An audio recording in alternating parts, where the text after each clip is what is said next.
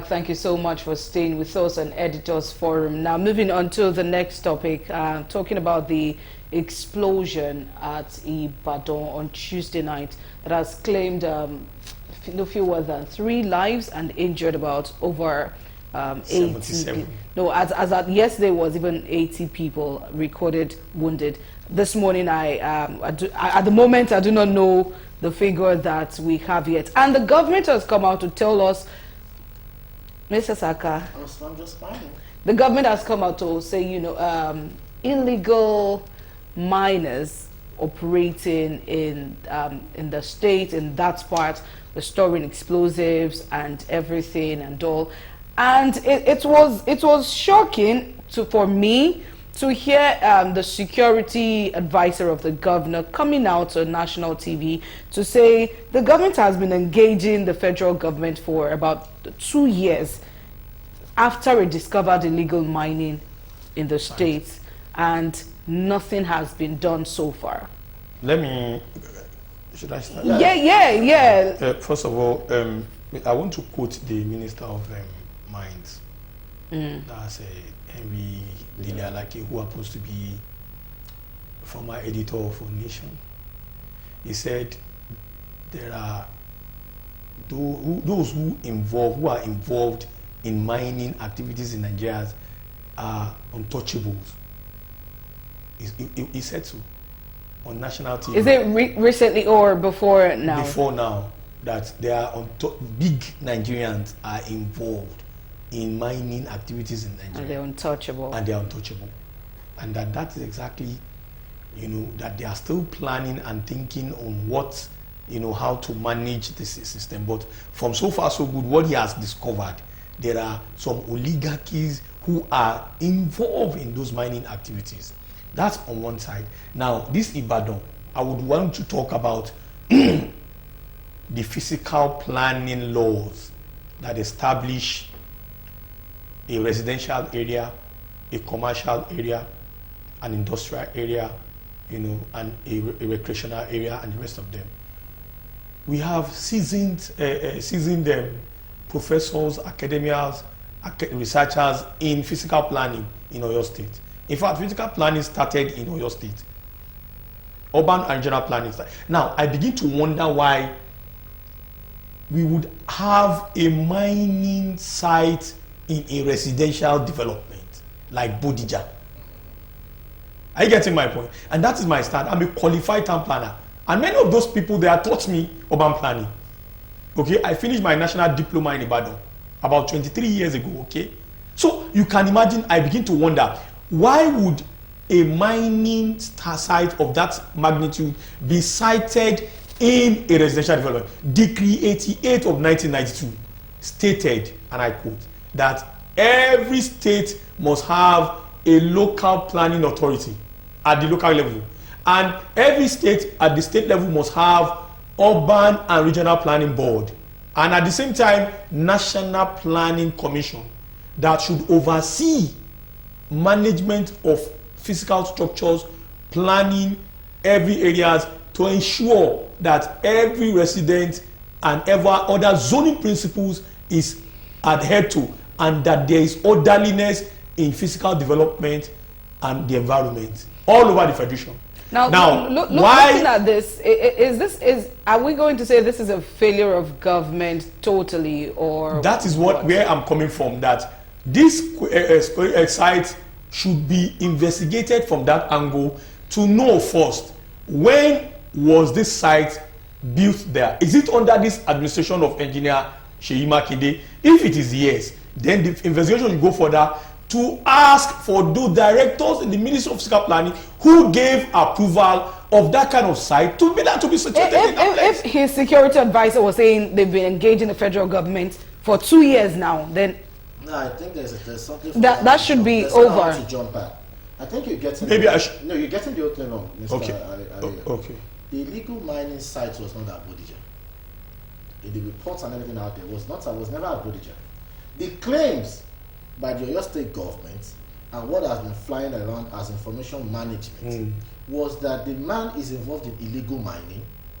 Now, stored his explosives there. Yes. That was meant to move it to a local government, Kajola, or something. Why would an approval of why would an approval of such, whether the site is in Kadola, or why would an approval of that kind of residential area, in a residential area? So you can say I'm not getting. I know what I'm saying. Now you see, that is why I allowed you to take, because go ahead. I have my own suspicion. Go ahead. Curiosity. Go ahead. Now the question is this: let's even agree. Let us even go with their story first before we start picking the holes in the thing they are trying to tell Nigerians who doesn't add up. At what point do you determine that explosives stored in the residential area poses threats to the safety and well-being of people in that community? If there's a grenade in a building in this area, let's even say in this building, as far as the junction that leads us from off Allen Avenue into this place will be cordoned off. Yes. Have you seen the crater at the ground zero? And when people want to push out things, they should just believe that it's not all Nigerians that are bewitched or hypnotized or foolish enough to swallow everything. Some of us will question it. Now, there's another story. It's part of the information miner that has been pushed out, that the guy is an illegal miner. We claim the guy is an illegal miner, but the guy that the illegal miner was a former chairman of the Miners Association registered in Oyo State. So at what point did it become, how can somebody that is illegal be that's hold an official capacity? How can somebody that is illegal, that's probably conducting illegal mining business, be having collaborative relationship and effort with security agents? Because the claims was that he's meant to move those things to sites with some security agents. So to even add to that, so that we can have a broader view, yes, an ex-lawmaker in Oyo State was giving details, mentioning names, locations. So why now? Why is it now that all these things are coming out? You got to a bomb explosion site. The bomb squad to conduct an analysis of a ground zero, get samples and everything, take it to the lab in an efficient society, effective society, to get the results out, to determine the kind of explosive use. Yeah, from small you could have an idea. It will take you an hour or two to be accurate, maximum 3 hours. But Governor Seyi Makinde got to the site, and on site he was telling us that it was explosion from illegal mining. Was he exposed to an investigation before to come to such a site and conclude that is foreclosure of investigation? And it is deliberate and it is irresponsible. It is irresponsible. Then secondly, somebody was so ingenious enough to get a sheet of paper at the ground zero. Some papers from the debris, so to say. So divinely protected was that paper that it wasn't even shredded. It was intact. You could see that it was just because of people. No, some parts of it were. The ones I saw, some parts of it were out, but not totally out. That we couldn't see Ministry of Mines and Steel Development or that.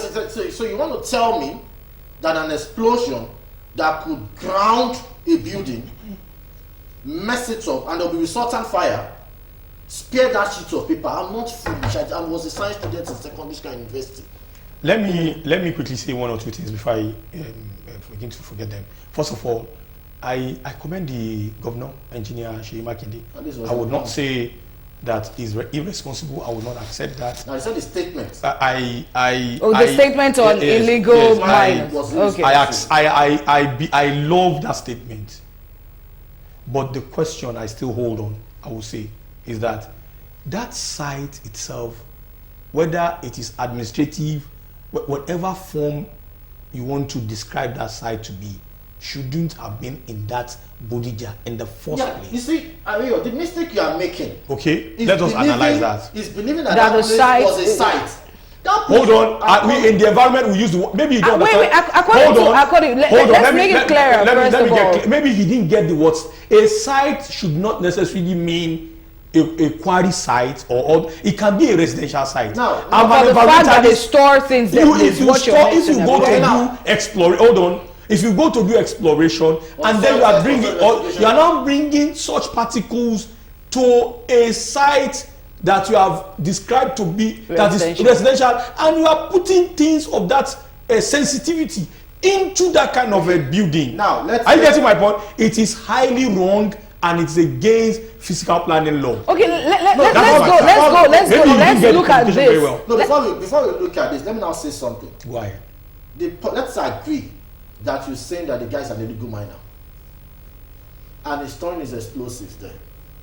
The closest mining inquiry site to Bodija is either after Monia, if or your Ibadan Expressway. Yes, we are talking of Monia Iseyin Road. Then, I schooled there. I know all those or areas. you are talking about Onigali. Yes. You are talking about Akpata well into as if you are going towards Odeda. Now, does it now make sense? Yes. For somebody involved in an illegal activity to now keep the something very critical to his illegal operation, explosives that is termed illegal, will now move it that risks the exposure and detection of security agents that will destroy his criminal enterprise. So when you are talking to some people or to Nigerians, please give some of us respect. So what are you implying specifically? What I'm implying is that the government of the day and the government of Oyo State attempted a foreclosure by making that pronouncement, activities of illegal mining, and based on common sense that we are pushing out here. I see. I tell people that when people look at terrorism and they look at, because it's terrorism, I've been used to seeing the images of Boko Haram, you think it is one Abulai that is carrying a roughly looking and everything. Terrorism or terrorist organization has one of the best or some set of the best places in the world. There's a sleeper cell. The sleeper cell that's probably a banker, a teacher, a cleric that will preach in peace, a family man, and is seriously involved in terrorism, but it's a sleeper agent. The ones you see on the street probably engaging the military, whatever, those ones are the ones mobile, on the field. There is also a B team that takes location, identify locations, plan attacks, coordinate it, link up with the sleeper cell to address the logistic. And the two things happened that day in Ibadan. The chief of army staff was there for an army event. There was the birthday of BC Akonde in Ibadan that had VIPs on ground. So what if we were dealing with a terrorist attack and they felt like, okay, the VIPs they wanted to target and everybody they wanted to target were not on ground, they can't take their consignment out of here, let's detonate it to give a warning. Investigations have not revealed that yet. I'm saying speculating. I'm not speculating. I'm saying as a matter of fact. But if we don't look at every other option or intentions or whatever that could have happened, even if the person was a minor, who says that minor was not involved in terrorist activities? Okay, I'll also be drawing this from the security advisor to Governor Seyi Makinde. He was now bringing it to residents that for residents should probably have known that something of such is in that residential area, and they didn't come out to say something. Now I was going to link it to what I saw that you wrote, that so terrorists most times, just as you mentioned, they are not just the shabby looking people. They must have mixed with people in the community that people would not be able to sell them out. So do you think this is a fault of residents too? Let me say not calling the government to this? Let's get correctly, okay?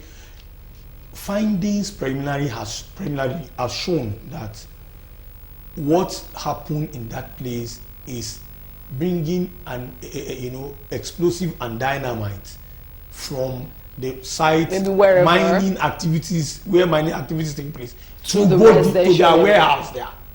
They are using that place for primary and secondary activities in terms of resources. So do you think residents of that area do not let us divert from the fact that investigation preliminary has told us that it is not a case of banditry or anything. What they have found to be true is that they have gotten an information that place was a warehouse for miners. Let's get it correctly. The special advisor to the governor on security, former Lagos State Commissioner of Police, Fatah Oshini, said it, that what they understand is happening there is in the fact that the DSS had uncovered that place for 2 years, and there were reports to the presidency regarding some things, but he would not want to disclose since investigation is still going on. From all the information I have gathered, what I still stand on is that location should not be a warehouse for miners, whether a site for miners where they have their storage or whatever. That is a residential area that in the first place approval is not supposed to be given. So Mr. Saka, let's not just flog it further. The government has given us their truth, and I am saying, and you feel it may not really be the truth. I'm questioning the truth based on what we are pushing out there. At the point they're saying that the residents did not do well enough, but the government is claiming to have a full knowledge of that place being housing illegal mining activities. Now the question is not even responsible of the government. At what point do you now determine the catch of explosive that is dangerous? Because it's you are saying something, it's double speaking, and it's contradictory. How can you know somebody?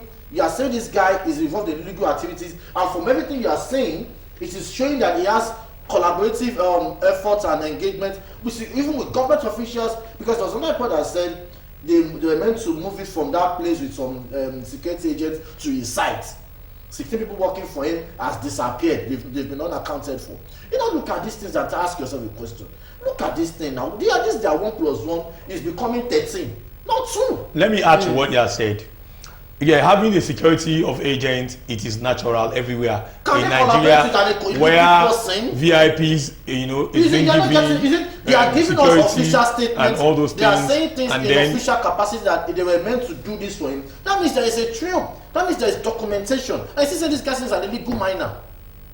And the documentations for what you are now saying. Because of our time now, we really need to wrap it up. Yes. But what's the next step now? Investigations are still ongoing, as it is. But from the report we saw, lives have been lost. Yes. People are wounded. Of course, the government is saying, okay, we are on top of the situation, getting people. But going forward, how does this get to be resolved in Nigeria? Because you mentioned that the minister, Mr. Rio, 1 minute. You mentioned that minister was saying these people that are into mining are untouchable, and that means there's no solution in sight for all of this. Or am I getting something wrong? The minister went further that they are still planning and thinking how to entangle all the things. So how long is this going to take to ensure the safety of residents? Let me say this.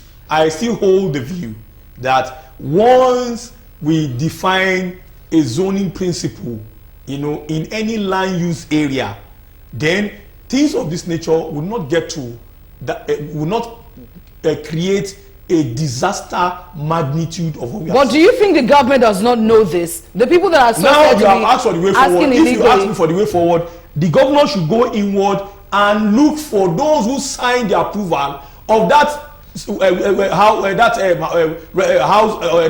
site or warehouse, whatever it is called, and be sanctioned. They should not. You can't put a heavyweight, we call it heavyweight industry, in a residential area. You don't do that. There's no way in the world it is done. Go and check for it. In 1 minute, Mr. Saka. So things of that nature, those people, head must roll from those who give the proposal, those who did the environmental impact assessment to find a balance between the cost-benefit analysis and the environment. Those who did the EIA, those who approved the EIA, those who allow development of might to come into a residential. Mr. Rio, I want to draw it from his angle now. A government that knows this thing has been ongoing for 2 years and has been engaging federal government, and there has been no solution in sight. Will there now be a solution? I understand that is the process that you should follow. Yes. That they have to be prosecuted. But for 2 years we have been on this and there has been no solution. Then will there ever be a solution? Just 1 minute, because our time is fast spent. Take up to 1 minute, probably 30 seconds. I think if the government of the day and at all tiers of government start by telling the truth, we'll know the problem and find the solution. But if they're trying to cover up the truth, we're still going to find ourselves in this mess again. It's just a function of time. And as investigations are ongoing, so to say, we hope the truth. We hope the truth really comes to the fore, and the government takes the lives of the people and their safety very, very, very seriously. That is the only way we can have a solution to all of this. That some people are untouchable, it's not a great thing to hear, because if some are untouchable, then what happens to the rest? All right, this is what we're drawing the curtain on Editors Forum today. It is very intense. I feel like we don't have a closure on this. No. Yeah, but subsequently, as the development, comes up, we'll get to talk about it more. Thank you so much for staying with us on Editors Forum. Thank you, Mr. Ariyo, for being here. Thank you, Mr. Saka. I hope to see you subsequently. And I really have to put this out that subsequently on Editors Forum, there will be new dimensions, things taking new shape, and I hope to see you, be a partaker of that as it goes forward. I am Layo Shubo for Lauren Shaw. Join us again on Saturday next week for another edition.